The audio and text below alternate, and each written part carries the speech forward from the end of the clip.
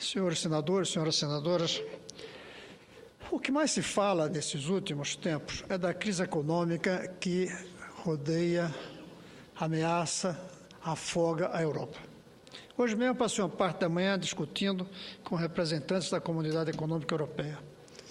E eu tenho insistido que eles não estão percebendo que não há apenas uma crise, há um esgotamento do modelo econômico, civilizatório da Europa. E não é só da Europa, é global. Nós estamos vivendo o final, que pode durar décadas, de um certo modelo de desenvolvimento baseado na economia e dentro da economia baseado na produção. Por isso, medido pelo produto interno bruto. Isso está se esgotando. Está se esgotando, por um lado, porque os recursos naturais não permitem continuar o crescimento. Tem um limite. Está aí o aquecimento global. Está aí a ascensão do nível do mar. Esgotou. Esgotou o modelo em que dizia que uma sociedade é mais rica porque produz mais. Segundo, porque o PIB é tão ilógico e a gente aceita. Senador Cacildo, se um bandido dá um tiro numa pessoa, o PIB aumenta, porque ele gastou uma bala que foi produzida no ano anterior. Faz sentido esse PIB? Mas mais grave a lógica. Se ele acertar no coração da vítima, a renda per capita aumenta, porque é uma pessoa a menos. Caramba, é claro que isso está errado. A bala que matou John Lennon aumentou o PIB americano. Muito pouquinho, mas aumentou. A bala que matou Gandhi aumentou o PIB do país que produziu a bala, que eu não sei se foi a Índia, se ela tinha indústria de bala naquele momento. É inaceitável que a bala que matou Martin Luther King tenha aumentado o produto interno bruto, mas aumentou. Nas estatísticas daquele ano aparecem aquela bala. Agora, se tiremos a bala, cada avião bombardeiro fabricado aumenta a riqueza de um país? Lógico que não aumenta a riqueza de um país fazer um bombardeiro, aumenta fazer um avião de passageiros. Mas um avião que transporta bomba não aumenta o bem-estar, aumenta a segurança do país. Muito bem, aumenta a segurança, mas não a riqueza. Esse modelo esgotou. E não adianta buscar soluções apenas em saber o que fazer com as finanças. O que fazer com a aposentadoria? O que fazer para retomar o crescimento? Tem que ter um novo propósito.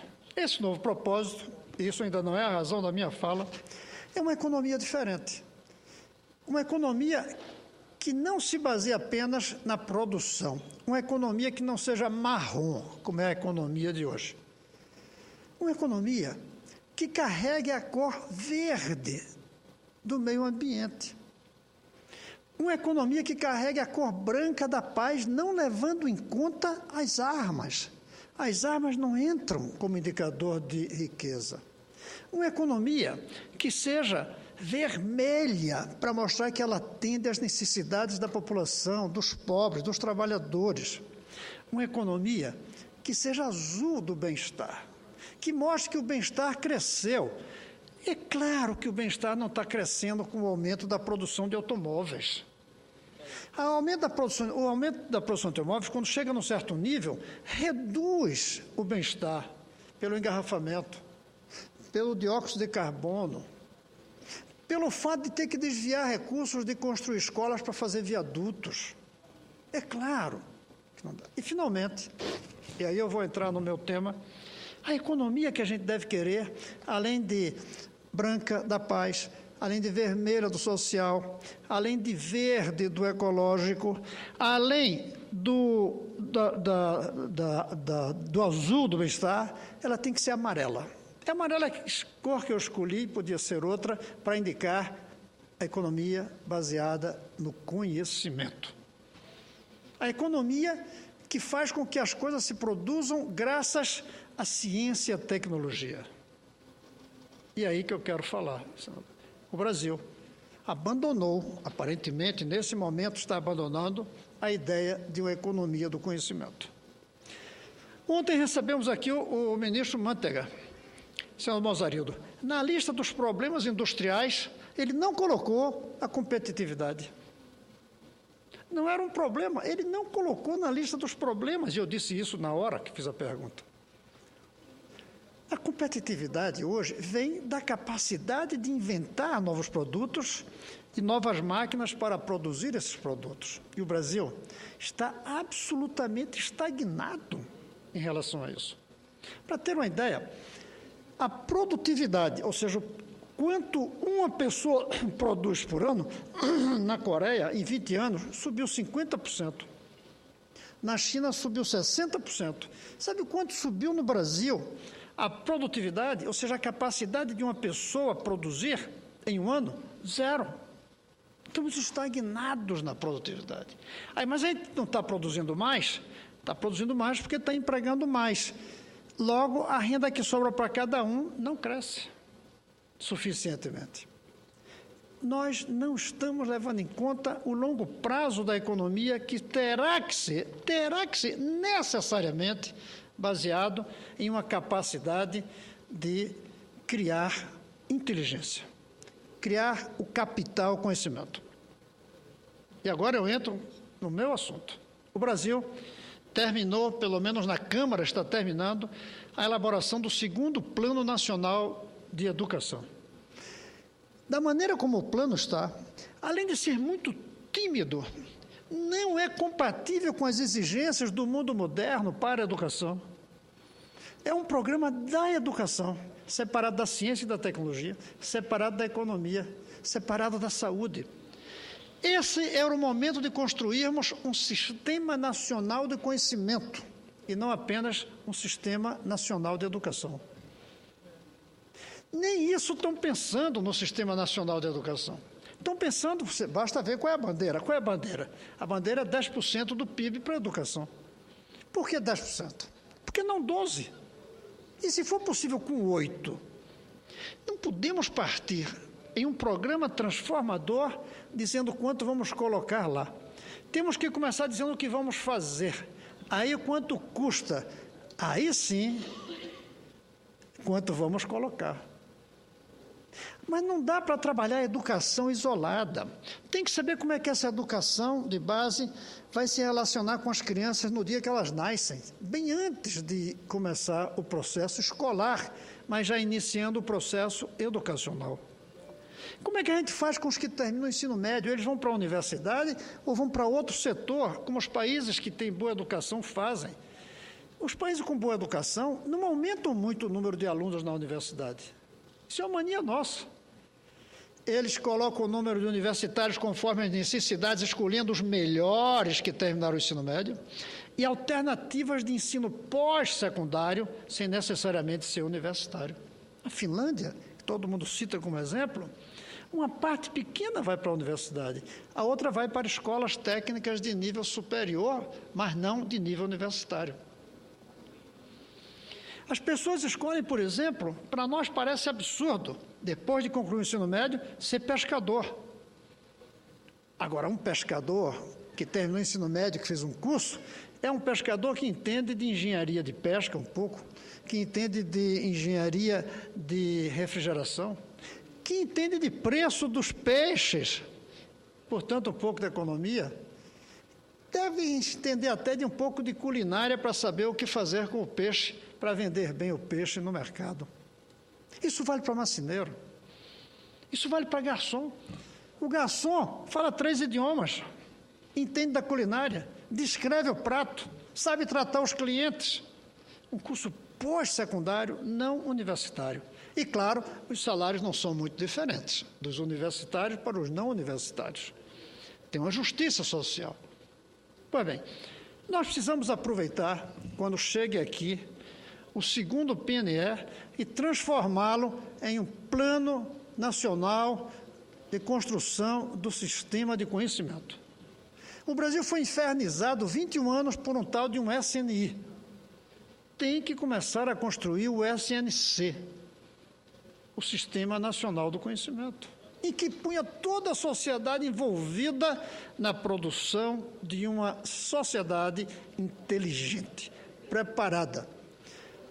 Do cuidado inicial das crianças, a alfabetização de todas as crianças antes dos 7 ou no máximo 8 anos, a conclusão do ensino médio por todos, de um ensino médio com qualidade, da seleção dos melhores para serem professores, depois para serem doutores. Primeiro professor, os melhores têm que ser primeiro professores, depois as outras profissões. E aí, a criação de alguns centros importantes de ciência e tecnologia. Temos o ITA, temos Oswaldo Cruz, temos Embrapa. Está na hora de ter um para ciências da biotecnologia, de ter um para nanotecnologia, de ter um para astrofísica. Aí a gente cria o sistema. Mas está faltando uma coisa. Está faltando as relações disso tudo com o setor produtivo, com as empresas. O PNE não fala nas empresas.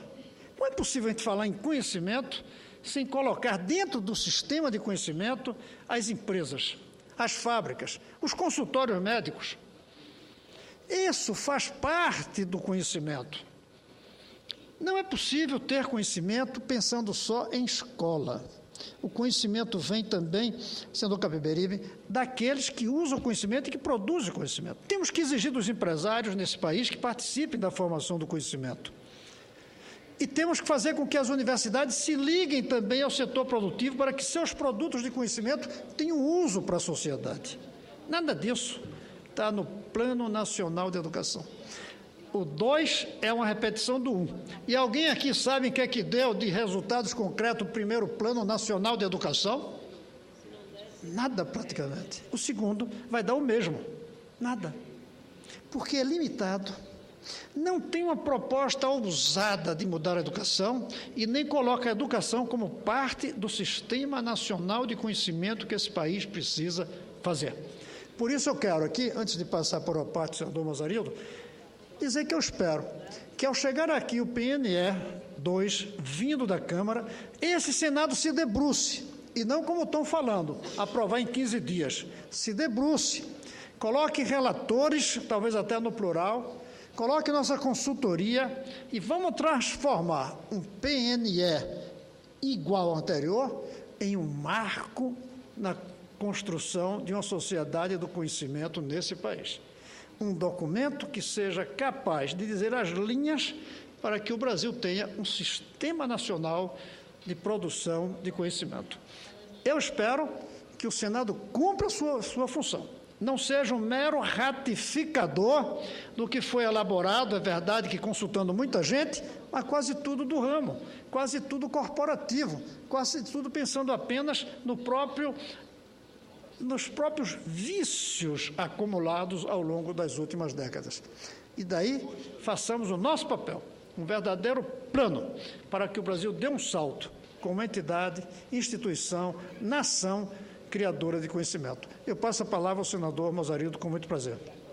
Senador Cristóvão, eu já disse em outras ocasiões que os pronunciamentos de Vossa Excelência são, verdadeiramente, aulas que o Brasil devia levar em conta. E não há dúvida, e Vossa Excelência já disse que não tem medo de ser rotulado como senador de uma nota só.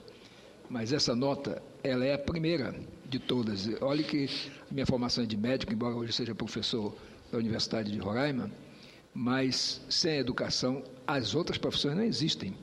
Eu me lembro que quando se aprovou, e o senador Sarney sancionou uma lei de minha autoria criando a universidade, muita gente em Roraima dizia que era demagogia ter uma universidade lá. Porque ter uma universidade para quê? A pessoa se formava e não tinha emprego. E aí eu sempre dizia, é melhor uma pessoa desempregada com conhecimento do que uma pessoa desempregada sem nenhum conhecimento. Isso mesmo. Mas daqui a pouco o camarada se forma e vai ser motorista de táxi. Daqui a pouco ele vira dono de uma frota de táxi ou empresário. Então, é verdadeiramente a educação caminho. Você aborda com muita propriedade em todos os aspectos do seu pronunciamento. Eu quero, portanto, me somar ao que disse Vossa Excelência e dizer da minha convicção que se nós não investirmos realmente pesado em educação, mudando determinadas prioridades, se é que existem até aqui, e a prioridade que se percebe é muito para o curso superior e não para o fundamental nem o médio. Então, eu acho que realmente Vossa Excelência tem razão, que nós precisamos nos debruçar sobre esse plano e aprovar um plano que de fato seja um marco na história do Brasil para melhor. Parabéns, portanto. Obrigado, senador. Quero primeiro agradecer e dizer que eu falo como se estivesse dando aula. Para mim, é o cacuete da profissão. Ainda bem que eu não sou dentista. Senão eu ia falar como quem arranca dente. E podia incomodar muito os nossos colegas. Mas eu quero dizer ao senhor que tem toda a razão. É melhor uma pessoa com conhecimento desempregada do que uma pessoa desempregada sem conhecimento. Até porque esse com conhecimento, ele sai do desemprego. Sai. Ele não fica muito tempo. E esse continua. Quanto ao fato de ser advogado e criar uma empresa de comprar um táxi e virar dono de táxi, tem chance. Mas era muito melhor um sistema de conhecimento que ele não precisasse ser advogado para depois fazer isso. A gente podia criar cursos de dirigentes de frota de automóveis, de empreendedor para criar empresa de automóveis. Isso é possível. Com o segundo grau, a gente cria uma quantidade enorme de alternativas pós-secundária, mas não universitária necessariamente. Quanto mais universitário, melhor, desde que necessário. Quando não é necessário, pode ser desperdício. Falando francamente, no caso de advogados hoje, nós temos mais do que precisamos. Alguém me disse que nós temos, senador Capiberibe, um número de advogados que corresponde a quase a totalidade dos advogados do mundo. Eu achei exagerado isso. Mas já ouvi de mais de um lugar. Advogados antes do concurso da OAB, é verdade. Pois bem, o importante que eu quero deixar aqui claro é um apelo ao Senado, à mesa do Senado. Não deixe o PNE passar por aqui como se fôssemos apenas ratificadores. É a grande chance de darmos uma contribuição para dizer como é que esse país pode ter um sistema nacional de conhecimento. Já temos um sistema nacional de energia elétrica, excelente. Nós temos uma rede de aeroporto que pode até não ser suficiente para a Copa, mas é uma senhora rede. Nós temos uma boa rede, inclusive, de universidades, temos uma rede de indústria, mas não estão casadas. E não temos a base, que é a educação de base. Vamos trabalhar para transformar o PNE em um sistema nacional do conhecimento. Esse é um apelo que eu faço a todos os senadores, especialmente aos líderes de partidos e aos membros da mesa, que são os que mandam no procedimento dos processos quando entram aqui. Era isso, senhor presidente Cacildo, que eu tinha para falar.